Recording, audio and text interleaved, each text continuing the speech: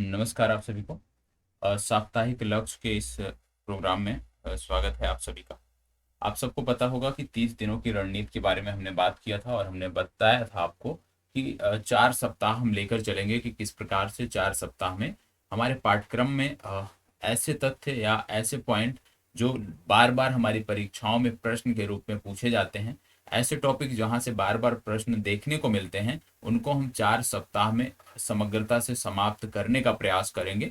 और उसी से संदर्भित आज आपका यह पहला एपिसोड देखने को मिल रहा है, जिसमें हम मुख्य रूप से 1 तारीख से लेके 7 तारीख के बीच का क्या टारगेट है आपका, उसको हम यहाँ पे निश्चित कर रहे हैं, उसको हम डिसाइड कर रहे हैं। और यहाँ पे कुछ वर्क आपको दिए जा रहे हैं, कुछ टॉपिक आपको बताए जा रहे हैं, और आपकी जिम्मेदारी बनती है कि संबंधित विषय के इन टॉपिक का आप अच्छे से रिवीजन करें, अच्छे से इसका अध्ययन करें। और इस अध्ययन के क्रम में यदि आपके पास समय बचता है, फिर आप स्वयं से भी कुछ टॉपिक को देख सकते हैं, जो आपका अपना मूल्यांकन है, उस आधार पर भी आप अपने कुछ टॉपिक देख सकते हैं। मैं यह नहीं कह रहा हूं, ना यह दावा कर रहा हूं कि 100% टॉपिक यहाँ पे आपके कंप्लीट किए जाएंगे। यहाँ पे सिर्फ उन्हीं टॉपिक को मैं रख रहा हूँ जहां से प्रश्न आपकी परीक्षा में बन रहे हैं। तो जो टॉपिक यहाँ पे रखे गए हैं, जरूरी नहीं है कि इतना मात्र करने से आपका 100% पाठ्यक्रम कवर होगा, लेकिन इतना जरूर है कि आपकी परीक्षा में जो प्रश्न बनते हैं, उसके लगभग 70 से 80% जो प्रश्न होंगे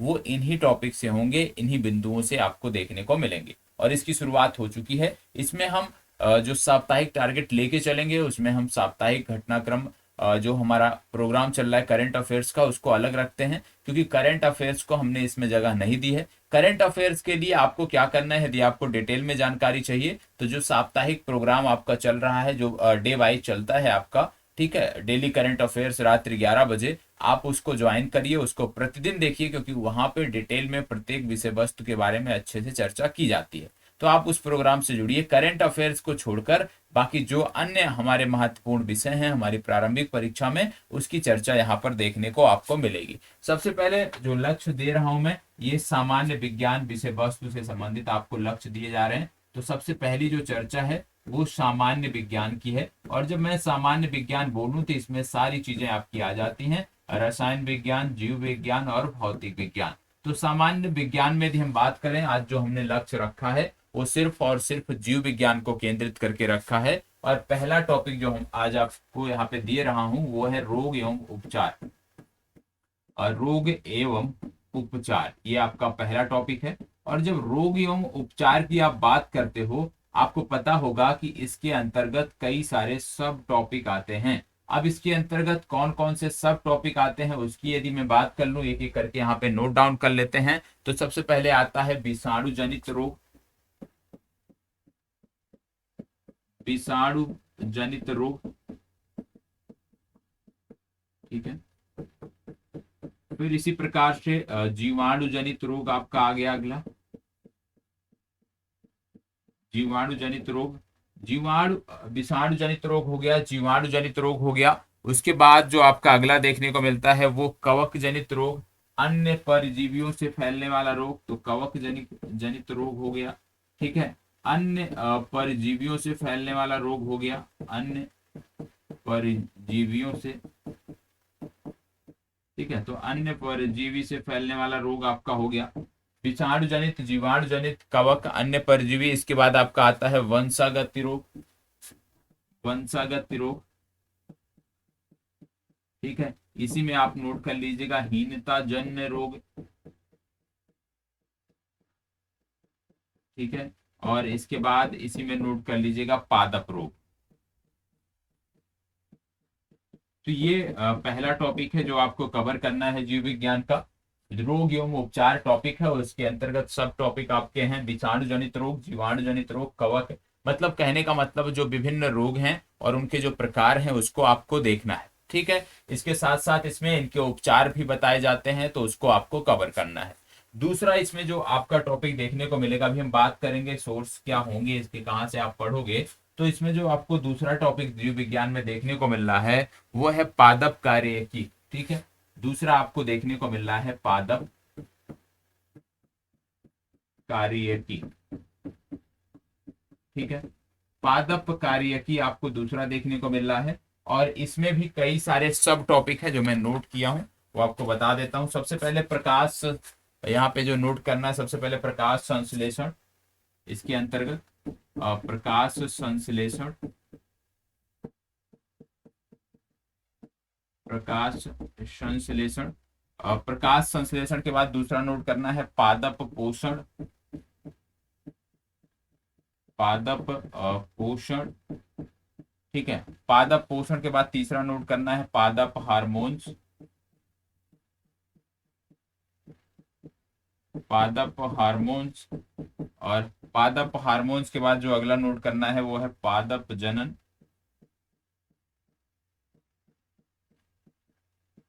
पादप जनन। और पादप जनन के बाद अगला नोट करना है विशेष रूप से इनके जो आर्थिक महत्व होते हैं उसकी बात यहाँ पे की जा रही है। तो ये आपका दूसरा टॉपिक हो गया।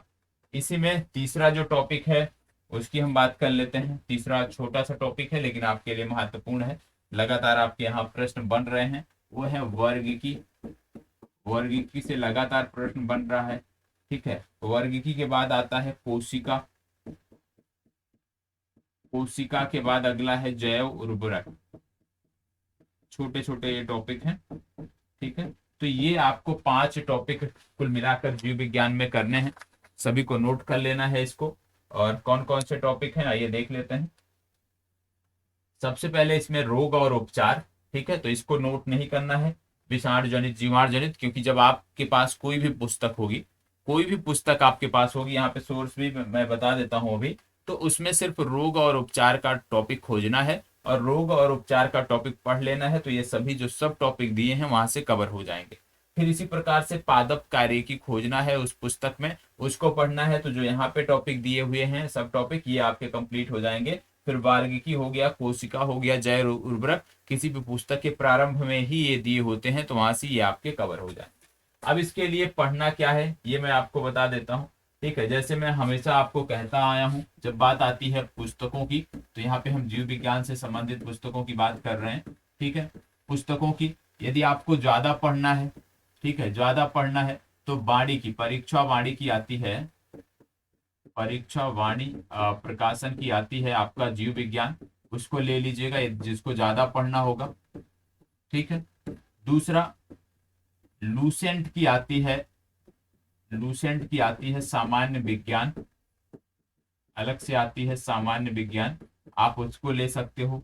तीसरा यदि कुछ भी नहीं है और आप कुछ चाहते भी नहीं खरीदना, तो सामान्य लूसेंट आपके पास होगी।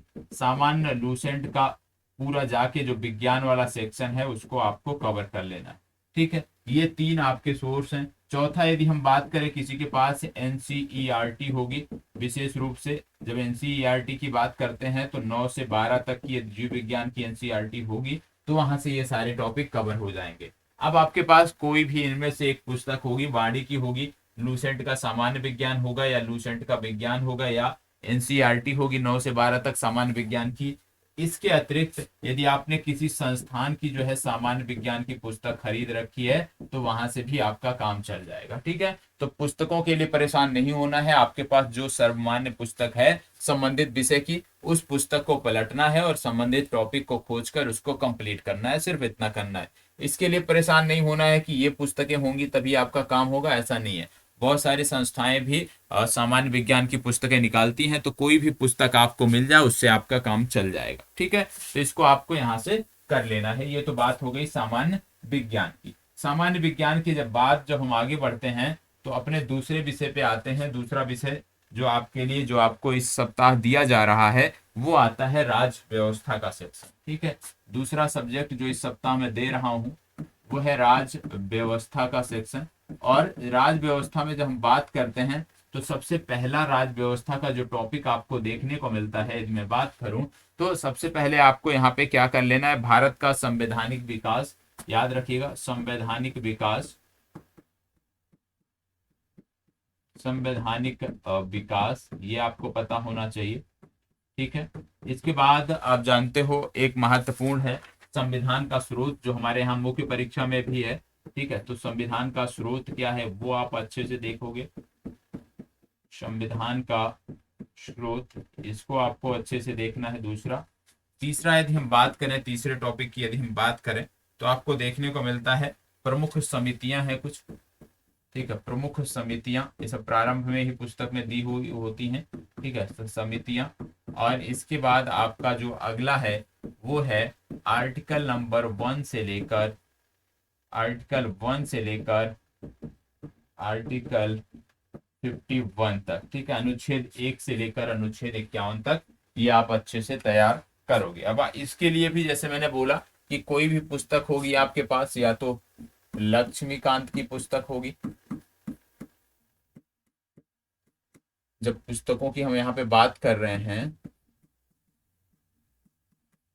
ठीक है, या तो आपके पास लक्ष्मीकांत की पुस्तक होगी। यदि मान लीजिए आपके पास लक्ष्मीकांत की पुस्तक नहीं है तो लूसेंट आपके पास अनिवार्य रूप से होगी। ठीक है, लूसेंट जो सामान्य ज्ञान की आती है, सामान्य ज्ञान की जो पुस्तक आती है ये आपके पास अनिवार्य रूप से होगी। तो वहां से भी आप इसको कवर कर सकते हो, ये सारी चीजें वहां पर भी आपको मिल जाती हैं। तो इसके दो ही सोर्स हैं, या एनसीईआरटी में इसमें नहीं बोलूंगा क्योंकि उसमें आप बहुत सारी एनसीईआरटी इसके लिए पढ़ना पड़ेगा तो उचित नहीं है। तो इन दोनों में से कोई भी एक पुस्तक होगी, इस टॉपिक को खोजकर वहां से पढ़ लेना है। लूसेंट में भी ये पुस्तक, ये टॉपिक आपके मिल जाएंगे। ठीक है, इसके बाद आगे बढ़ते हैं, फिर बात आती है इतिहास की। अगला जो महत्वपूर्ण आपका आता है वो है इतिहास। इतिहास में जो हम दे रहे हैं यहाँ पे वर्क, वो तीनों सेक्शन से दे रहे हैं। मतलब प्राचीन से भी दे रहे हैं, प्राचीन से भी दिया जा रहा है आपको, मध्यकालीन से भी दिया जा रहा है। ठीक है, और आधुनिक से भी दिया जा रहा है, तीनों से दिया जा रहा है। और एक चीज याद रखिएगा, यहाँ पे मैं वीकली दे रहा हूँ। अब आप इसको अपने अनुसार, जिसको जितना समय मिलता होगा पढ़ने को, ठीक है, जितना आप समय अपनी पढ़ाई में देते होंगे, अपने अनुसार इन टॉपिक को प्रत्येक दिन के हिसाब से डे वाइज इसको बांट लेना है, तो आपको ज्यादा सुविधा होगी। प्राचीन में आपको जो पढ़ना है वो पढ़ना है सैंधो सभ्यता। ठीक है, सैंधो सभ्यता, इसको अच्छे से, खूब अच्छे से पढ़ना है। सैंधव सभ्यता की बात करें तो बौद्ध और जैन धर्म पढ़ना है, बौद्ध एवं जैन धर्म आपको अच्छे से पढ़ना है। बौद्ध और जैन के बाद अगला आपको पढ़ना है मौर्य साम्राज्य। ठीक है, इतनी जानकारी आपको प्राचीन से पढ़नी है।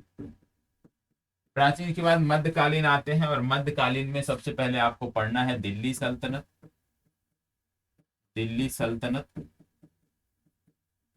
ठीक है, और दिल्ली सल्तनत के बाद जो दूसरा आपको पढ़ना है वो है मुगल वंश। ठीक है, मुगल वंश। अब दिल्ली सल्तनत जब आप पढ़ते हो तो विशेष फोकस आपका होना चाहिए कला एवं स्थापत्य पर। याद रखना है, कला एवं स्थापत्य पर आपका विशेष फोकस होना चाहिए जब आप इसको पढ़ते हो, ये आपको क्लियर होना चाहिए। मुगल वंश की जब आप बात करते हो तो मुगल वंश में आप किनको पढ़ोगे, पहला बाबर पढ़ोगे। ठीक है, बाबर से इसी प्रकार से आप औरंगजेब तक आओगे बढ़ते हुए। ठीक है, और औरंगजेब को भी जब आपने समाप्त कर दिया, मतलब मुगल वंश पूरा पढ़ लिया, तो उसके बाद आपको क्या करना है, इनके संगीत होंगे, क्योंकि बहुत सारे शासकों ने संगीत में रुचि ली थी, तो संगीत एवं स्थापत्य इनका देखोगे। ठीक है, इनका शासन प्रबंधन भी देख लेना है, हालांकि प्रश्न नहीं बनता लेकिन देख लेना है। ठीक है, प्रबंधन देख लेना है। संगीत स्थापत्य इसमें भी महत्वपूर्ण है, और इसमें भी कला स्थापत्य महत्वपूर्ण है। इसके बाद शासन प्रबंधन इनका हो गया। इतनी जानकारी आपको करनी है। पहले मध्यकालीन में दिल्ली सल्तनत पढ़ते हैं, और दिल्ली सल्तनत में विशेष रूप से कला और स्थापत्य पर फोकस। फिर मुगल वंश पढ़ते हैं, बाबर, हुमायूं, अकबर, इस तरह से पढ़ते हैं इनकी वंशावली। और फिर इसके बाद संगीत और स्थापत्य और शासन प्रबंधन इनका हम पढ़ लेते हैं। तो ये मध्यकाल के आज के टारगेट हो गए। मध्यकाल के बाद फिर हम बात करते हैं आधुनिक की। और आधुनिक में जो आपको देखने को मिल रहा है, कई सारे टॉपिक हैं, इसको आप अच्छे से नोट कर लीजिएगा। इसमें सबसे पहले यूरोपीय कंपनियों का भारत में आगमन। ठीक है, यूरोपीय कंपनियों का भारत में आगमन पहला टॉपिक।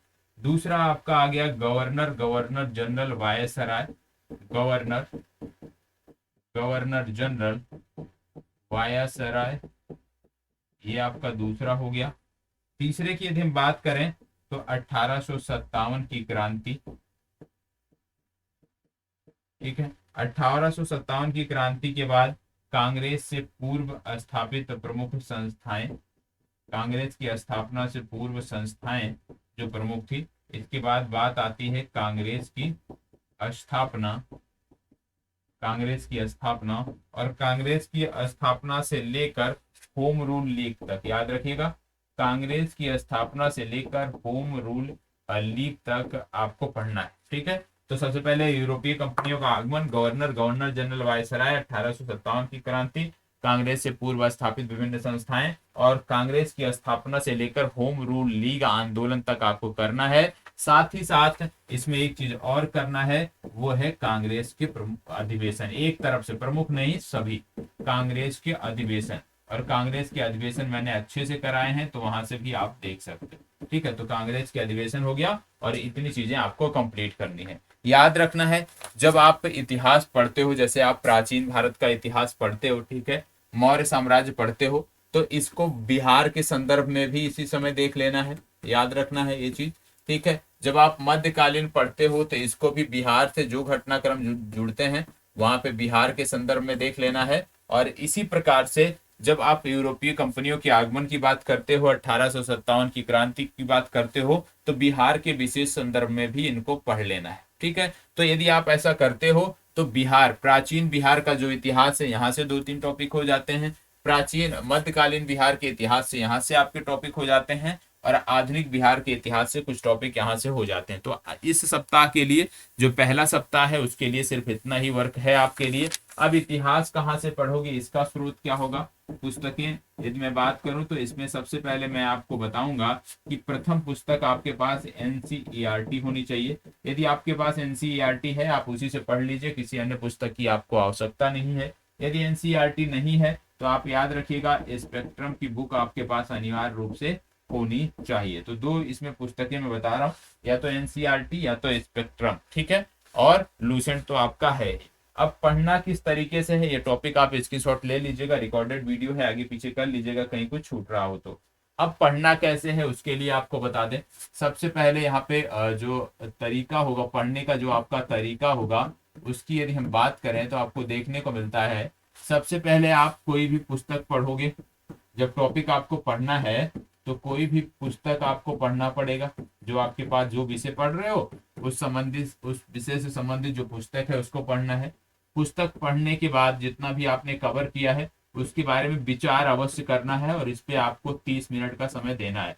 एक बार जब आप कोई टॉपिक, 2 टॉपिक, 3 टॉपिक पढ़ते हो तो उसके बाद विचार जरूर करना है उन टॉपिक के बारे में, और 30 मिनट कॉपी किताब बंद करके आंखें मूंद कर जो आपने पढ़ा है उसके बारे में चिंतन मनन करना है। 30 मिनट ये आपको डेली देना है, एक प्रकार से समझ लो ये योग कर रहे हो आप, ये जरूर करना है। तीसरा काम क्या है, आपने पुस्तक पढ़ लिया, संबंधित टॉपिक का विचार भी कर लिया, तीसरा काम है पूर्वालोकन उठाइए। ठीक है, पूर्वालोकन उठाइए, या कोई भी ऐसी जो पुस्तक है आपके पास जिसमें विगत वर्षों के प्रश्न दिए हुए हैं उसको उठाइए और प्रश्नों को आप हल करिए संबंधित टॉपिक। यदि प्रश्न हल होते हैं, ठीक है, प्रश्न हल हो जाते हैं, यदि 80% भी प्रश्न आप हल कर पड़ जाते हो तो इसका मतलब है जो आपने पढ़ा है उसका आउटपुट निकल रहा है। लेकिन यदि मान लीजिए जो पढ़ा है उसका 50% भी प्रश्न आप नहीं कर पा रहे हो, मतलब यहाँ पे आउटपुट जो है वो शून्य है, तो इसके लिए जरूरी है कि फिर से आपको पढ़ना है उसी टॉपिक को, और थोड़ा सा और धैर्य के साथ पढ़ना है, जल्दबाजी नहीं करना है। पहला सप्ताह है, बहुत ही कम टॉपिक मैंने आपको दिया है, और उम्मीद करता हूं कि इतने टॉपिक को आप अच्छे से कवर करके हमें रविवार में जो आपका टेस्ट होगा उसमें आप मिलोगे। तो ये चीज आपको करना है, 1 तारीख से इसको शुरुआत कर दीजिए, 1 तारीख से इसको लक्ष्य को लेकर हम चल रहे हैं। ठीक है, और याद रखिएगा 2 दिन, ये जो टारगेट है आपका ये केवल सोमवार से शुक्रवार तक का टारगेट मैं दे रहा हूं, याद रखिएगा। इसको समाप्त कब करना है, सोमवार से शुक्रवार में इसको समाप्त करना है। ठीक है, सोमवार से शुक्रवार में समाप्त हो जाना चाहिए। आपके पास फिर बचेगा शनिवार और आपके पास बचेगा रविवार, क्योंकि फिर अगला टारगेट सोमवार से शुरू होगा। अब शनिवार और रविवार बच रहा है, तो इसमें आपको ध्यान देना है कि ये जो रविवार है ना, इस दिन क्योंकि आप टेस्ट दोगे, तो ये टेस्ट का दिन हो गया। टेस्ट दोगे तो टेस्ट देने के बाद उसका मूल्यांकन भी करोगे जो आपके प्रश्न गलत होंगे। ठीक है, तो इसमें आपको ध्यान देना है कि पहले टेस्ट देना है, टेस्ट का मूल्यांकन करना है, कौन से प्रश्न गलत हो रहे हैं उस टॉपिक को जाके रिवाइज करना है। तो संडे का दिन आपका इसी पे आपका केंद्रित हो गया। बचा शनिवार का दिन इसलिए आपको मैंने दिया है, एक रिजर्व डे के तौर पे है। मान लीजिए साप्ताहिक जो भी आपने लक्ष्य बनाया, किसी दिन कोई लक्ष्य पूरा नहीं हो पाया तो उसको अगले दिन नहीं करना है, उसको साइड में नोट कर लेना है और उस लक्ष्य को फिर शनिवार का ये जो रिजर्व डे है इसमें जो भी आपका छूटा हुआ है उसको आपको कंप्लीट करना है।